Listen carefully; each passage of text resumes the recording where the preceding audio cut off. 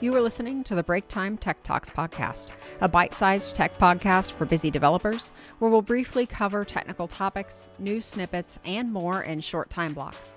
I'm your host, Jennifer Reif, an avid developer and problem solver with special interest in data, learning, and all things technology.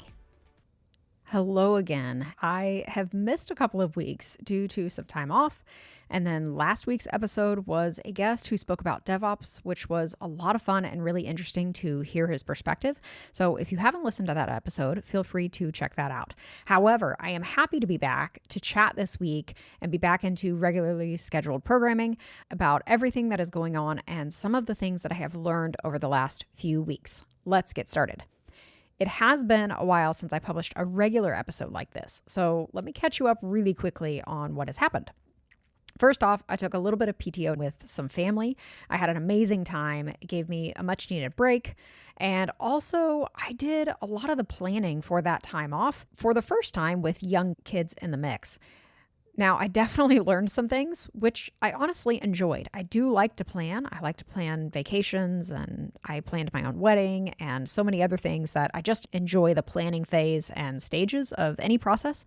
I was really excited to be able to do that for a family vacation, but knew going in that there would be some bumps and hiccups and things that I would learn along the way.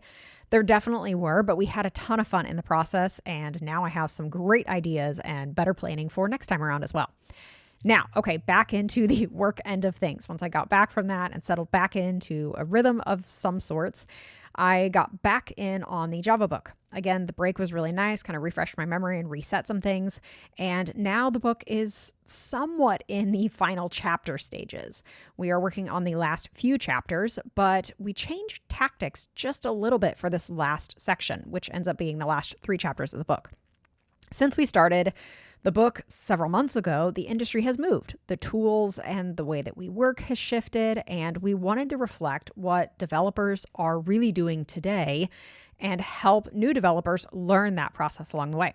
So we're being a bit more flexible in the tool choices and showing an alternative coding process with Claude, the different planning modes, and building a capstone project so that developers following through the book will walk away with something more personal and more useful than just walking through sample projects.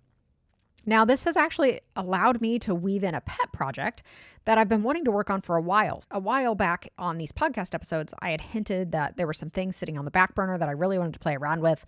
This kind of allows me to do both things. I can build a project that I've been wanting to build for a while and also work on the book and make progress there.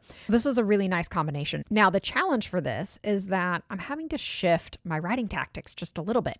I had been charging right along in my existing trajectory with the previous chapters. I had gotten into a really nice flow, and now this has totally disrupted it. It has slowed me down a little bit, but I do feel like the last couple of days has finally gotten me into a new rhythm and where I want to be. That's hopefully a good prediction of where things should be moving after this. I should be on a better track and better pacing. I'm guessing about another month or so of writing, cleanup, and some edits before it goes on to the next stages. So I'm really excited about that. The end is in sight, and I definitely plan on building some things and pursuing some other things that have been sitting on the back burner while I've been working on this project. But of course, I've enjoyed this project along the way too. Now, going along with this just a little bit, I am curious if anybody else has just been feeling a little bit out of touch. Part of this, I think, is the months that I have spent focusing on writing the book. And part of this, I think, is just the pace of the industry nowadays. Things are moving so fast. It's so easy to feel behind and completely out of touch and like you're missing the mark on things.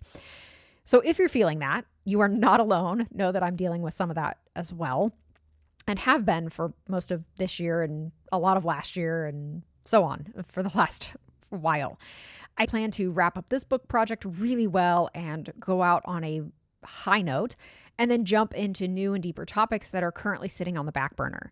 So again, lots of great things happening. I'm excited about all of them, but just trying to balance all those competing priorities has been a challenge. It's already almost fall, so I also need to work on building fresh abstracts for 2027 conference submissions. What? That does not seem possible that is already around the corner, but here we are almost towards the end-ish of August in 2026. That's just crazy. I do have quite a few things that are starting to fall into place for autumn. A couple more guests are lined up for the podcast, so stay tuned for more episodes with unique perspectives coming up. I will announce those as they get closer and more outlined and set. And then I've scheduled a couple of Java user group tours, which I'm really excited about as well.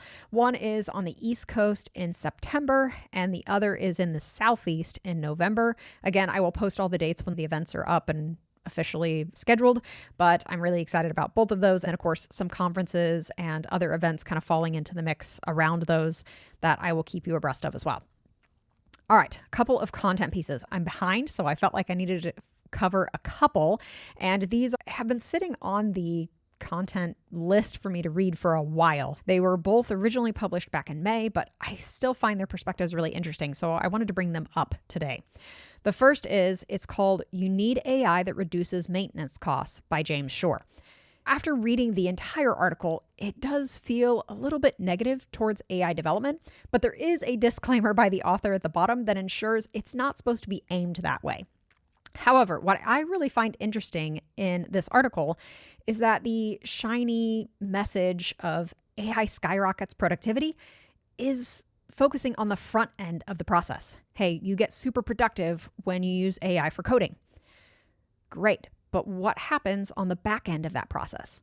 It's really easy to forget the after effects, what happens when you go into QA, or what happens when you deploy to production, or what happens when you have to fix bugs or have maintenance costs or need to do upgrades or bug fixes down the road in 5 years or whatever it happens to be. We should be considering the whole pipeline and taking advantage of AI to improve the entire workflow, including and maybe especially operations and long-term cost. This is kind of the perspective that the article is taking, is that, hey, we've kind of forgotten that we need to be looking at the long-term costs of this as well. AI is great to increase that front-end productivity, but what happens when your maintenance costs actually increase due to AI? And are there ways that we can combat that and make AI more useful for reducing the maintenance costs over time? Improving the start of that process is great, but it's honestly not worth very much. The article shows some diagrams and graphs and explains some of the statistics involved, where if you don't improve that cost over time, it's really not worth the cost of the AI. If you end up in the red at the end, why would you put that much money and effort and time into a business that doesn't improve your costs over time? I had previously heard in another position that you want to shift left, which meant not to overplan for the unknowns in the future and try to catch issues earlier in the process. But perhaps we should shift a little more right, just a tiny bit, to put our focus more on planning and optimization for down the road as well. In personal development spaces, I hear this concept of do things for your future self, which means adding a little bit more challenge now or adding an additional task or two now can help ease the pain down the road. As an example, meal prepping on the weekend will ease the stress of cooking and shopping tasks during the week. Setting out your exercise clothes or shoes the night before makes a morning workout easier and less of a decision process in the morning. Maybe we should be thinking about development kind of in the same way. How can we use the AI tools and other tools at our disposal now to make maintenance easier for us in 6 months or 5 years or whatever the time horizon happens to be? All right, one more article kind of in a similar vein is called AI versus Microservices by Michael T. Nygaard. This post talks about how microservices ecosystems are handling AI development and what has changed within those teams and code bases. AI tools have allowed repositories to speed up development and fixes on the small changes. Again, that's the front-end productivity piece of this, but do cause other issues too. Team members are being asked to be more responsible or own larger code bases because AI tools can help them manage and, quote, do more, right? AI tools and microservice development can cause overriding other PRs. There's more conflicts and merge problems because the speed and the optimization for individual features doesn't take into account other things going on simultaneously or the overall picture of the repository or the application. There are more gaps that end up getting created for this, which leaves issues over discussing different governance policies, privacy, security, and other topics as well. However, I think this honestly could be expanded even further. The article here is relatively short, but I think this expands even beyond the boundaries of technology itself. In the last few months, I have come across some everyday scenarios where my brain links back to the monolith versus microservices architecture debate. As an example, here's one. Streaming services years ago started breaking apart the satellite TV bundles. Initially, at least in the States, a decade or more ago, you had these large satellite TV bundles that you would pay for. And you'd pay on a monthly basis, and they got really, really expensive. And most of the time, they would include a bunch of channels you just never watched. You'd pick one or two channels out of that you really cared about, and then you were paying this high cost for really only one or two things you really wanted out of that mix. So what happened is streaming services came in and broke that all apart. The monolithic satellite TV bundles broke that all apart into now individual microservices architecture streaming subscriptions. But you had some downsides that came along with that. You had each of these streaming services break out and focus on different content or area or focus matter or whatever it happened to be. And it ended up becoming really a pain to create a separate account for each one of those streaming services and then manage all the billing, the privacy settings, the content you watch, where you needed to go. Hey, where was that show that I was watching? Oh, is it this platform or that platform that it's on? It's totally difficult to keep track of all that. Coordinating and managing individually ended up being a pain. Now you kind of have this blend where you're starting to see services bundle a little bit, where streaming platforms will get included in something like grocery company services or cell phone plans.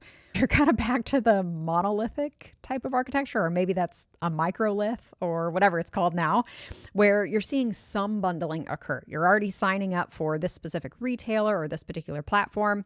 Now you're going to get a streaming subscription included in a certain plan level as well. Just a general everyday scenario has kind of gone back to, okay, are we bundling? Are we splitting out? Both come with positives and negatives to those approaches. And you really just need to understand where on that trajectory you prefer. Do you want to manage more things, or do you want to have things bundled in, knowing that you're probably paying for more than what you actually use? I also think that cloud backup services are kind of like this too, backing up your devices, whether you're dealing with whatever type of device and cloud platform, trying to figure out, okay, do I buy extra storage in this place? Do I maybe back up storage to an external provider just in case something would happen to provider number one? Do I outsource it across several different platforms and put maybe backups of emails here and backups of pictures here and backups of contacts and whatever else here? And again, it just depends on how much you want to manage and how much you want to pay for. So whether you were looking at technology architectures or general life, I think we as a whole society operate in a constant pendulum of, do we bundle? Do we break it apart? Knowing the differences between microservices and monolithic approaches is highly valuable, especially to understand the complications and the trade-offs of each. The more data points you have, hopefully, the better decisions that you can make. And maybe we can design our AI processes more intentionally and prepare better for the unexpected consequences of our actions. I'm a planner, and I do realize that not everyone is, but I would much rather know what mess I'm getting myself into before I end up jumping. Hopefully this is helpful, whether you are working in AI or you're looking at technology as a whole, just thinking about these different architectures. It is so nice getting back into regularly scheduled episodes with you all again, although I had some wonderful time off as well. This week, I caught you up on the break, filled you in on the latest developments in the Java book, and hinted at some fall events that are coming. Then we dug into 2 great articles that challenged mainstream perspectives on planning and preparation in AI coding environments. I look forward to chatting again soon. Thanks for listening, and happy coding.